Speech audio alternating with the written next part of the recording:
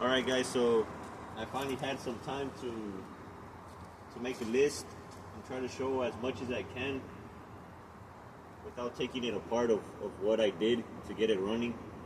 So first we got the fuel. So I'm gonna take it to the back and show you what I did to get the fuel running on this one.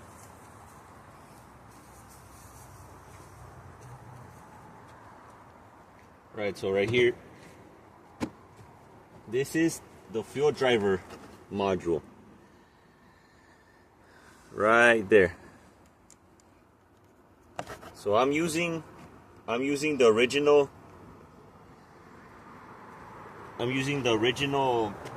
fuel pump that came with the Range Rover, and since it's run with the driver module, which is a PWM module.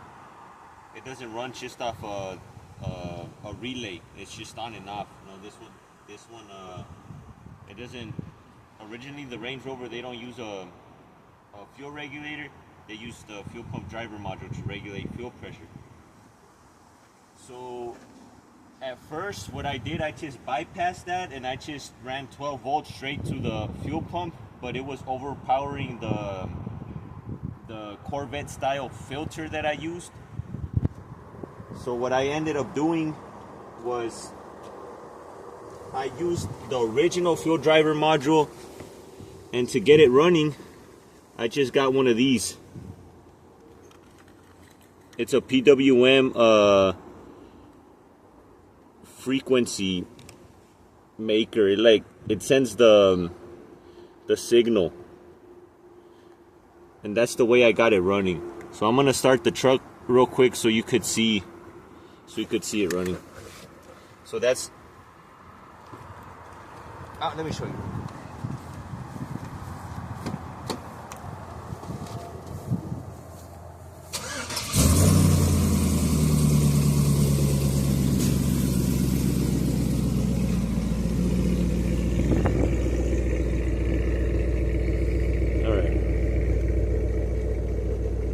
Can't really see I don't know if you can really see the numbers, but try to zoom in a little. But anyways, on the top it gives you the hertz. The hertz is 143 and the duty range is 36%. So that gives me roughly about 60 psi. That's what I got right now. And I got this. The only thing that I have to ignition is this. I had to run an ignition switch to this because this is all original wiring. I didn't mess with the wiring to the driver module, just to this.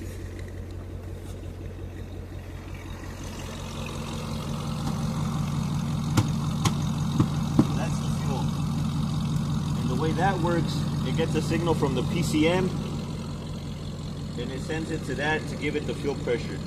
So basically with that little controller, it was like 20 bucks on Amazon or eBay. What it does, it just bypasses the engine control module and it sends the frequency that you input it. So these aren't really, you could say, mounts. These are just plates because the mount is actually the original one from the Range Rover. That's the original Range Rover mount. So I basically just built these plates to sit on the mount. You could, by all means, just build your own, cut all this off and use like what do you call it, poly mounts or whatever. Here's the other one. This will give you a better view. So pretty much just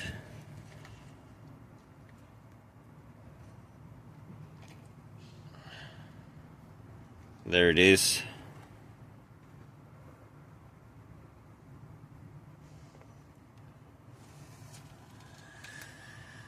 And again, this is just what I have. I do plan on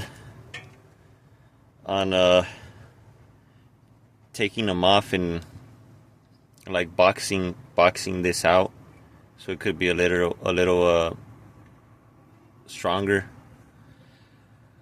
But this is like working great. I don't have any weird noises, anything.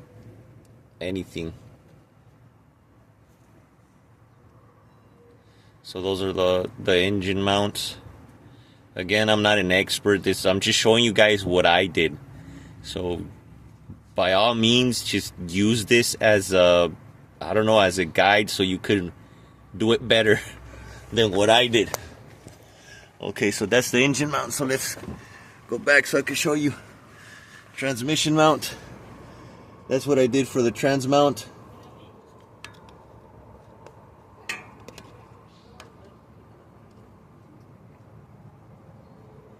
So this is the original, the one that's on the bottom that bolts onto this cross member. That's the original Range Rover mount. So what I did was I took a 4L60 mount and I cut off the rubber and used the steel, and I welded it to a plate and just drilled a hole through the Range Rover mount on each side, and I bolted it on there, and it worked great. That's what I did. Again, there's probably better ways to do this, but that's what I did.